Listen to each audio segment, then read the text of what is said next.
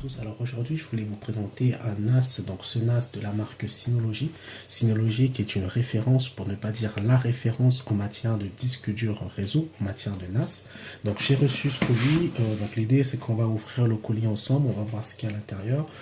Juste rapidement, qu'est-ce que c'est un NAS? Donc un NAS c'est un disque dur réseau, c'est un disque que vous allez pouvoir connecter sur votre réseau.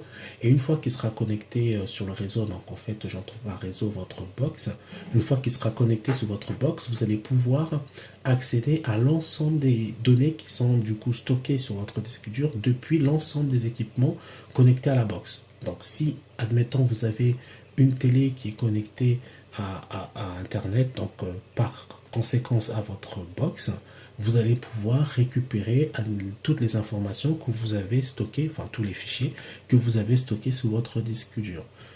Ça peut être très pratique éventuellement si vous voulez mettre les photos de famille, des films de famille, ben, connecté une fois assis dans votre salon, vous n'avez plus que à aller chercher les informations directement sur ce disque dur. Donc là on est sur la marque Synology, je le disais tout à l'heure, c'est le DS 115J, J pour Junior. En fait c'est une version très light parce qu'en fait Synology, alors je vais tout de suite ouvrir en même temps le carton. J'avoue que je l'ai pas encore ouvert, donc mais bon, je sais plus ou moins parce que j'ai vu des unboxings de ce produit, donc je sais comment c'est fait à l'intérieur. Donc ici on a notre NAS, c'est un NAS une seule baie. Parce qu'en fait Synology, je disais, c'est une référence, mais en fait Synology fait des produits autant pour le grand public mais également pour le professionnel, et c'est vrai que là on est plutôt sur un produit grand public particulier, mais bon ça peut aussi servir dans un cadre professionnel, mais c'est très limité parce qu'en fait sur cette version là on n'a qu'une seule baie, donc c'est à dire qu'on va pouvoir connecter un seul disque dur, mais sachant que de mémoire c'est un disque dur qui peut aller jusqu'à 6 Tera, ce qui est quand même assez énorme. Mais on n'aura qu'un seul disque dur, donc on va pas jouer sur la sécurité, on pourra pas faire du RAID éventuellement pour pouvoir faire soit de la duplication des données, de façon à ce que si on a un disque dur qui plante, ben, les données sont répliquées sur un autre disque dur. Ça on ne pourra pas le faire, on sera effectivement sur une version assez basique, mais toutefois rien que le fait d'avoir un produit de la marque Synology, qui est une très bonne marque, parce que derrière ils ont un super bel OS qui fait énormément de choses, on le verra tout à l'heure dans une deuxième vidéo que je ferai, où je vous montrerai, on pourra aller se balader un peu dans le NAS. C'est vrai que déjà en partant déjà sur un produit comme celui-ci, on peut dire qu'on est sur un produit de très bonne facture. Donc je vais essayer de l'ouvrir. Bon, je vais le faire tout simplement parce que voilà.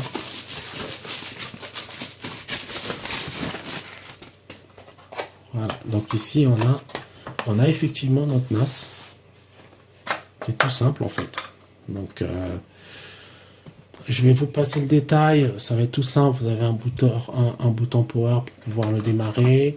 Donc derrière vous avez une ventilation, sachant qu'il est ventilé ici aussi et donc là. Donc vous avez un disque dur qui est pas mal ventilé.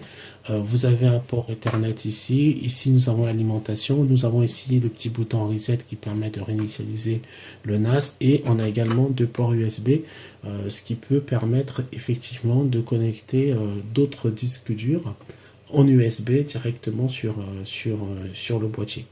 Après, je pense pas que ça soit adapté pour du RAID. De toute façon, on pourrait pas faire du RAID comme ça, mais au moins ça permet d'avoir une mémoire plus importante. Alors, donc après, donc je vous disais, c'est juste un simple petit boîtier.